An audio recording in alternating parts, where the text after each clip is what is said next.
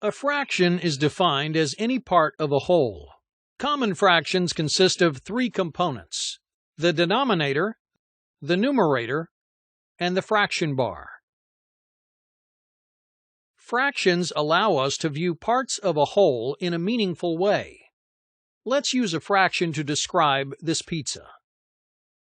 The denominator of a fraction tells us how many equal parts there are, or what we're taking a portion of.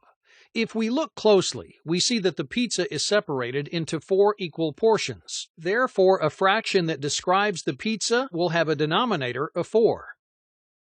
The numerator is the number on the top and tells us what parts the fraction is representing. In this case, we're representing the part of the pizza that has pepperoni. Only one portion has pepperoni on it. Therefore, 1/4 of the pizza is pepperoni. We've described this pizza using fractions. In this case, we have 4 equal parts of a pizza. The fraction bar separates the numerator from the denominator. Equivalent fractions have the same value even though their number or illustrations may look different. Equivalent fractions are fractions that are the same or equal.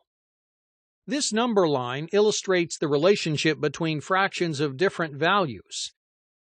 Fractions that are vertically aligned are equivalent.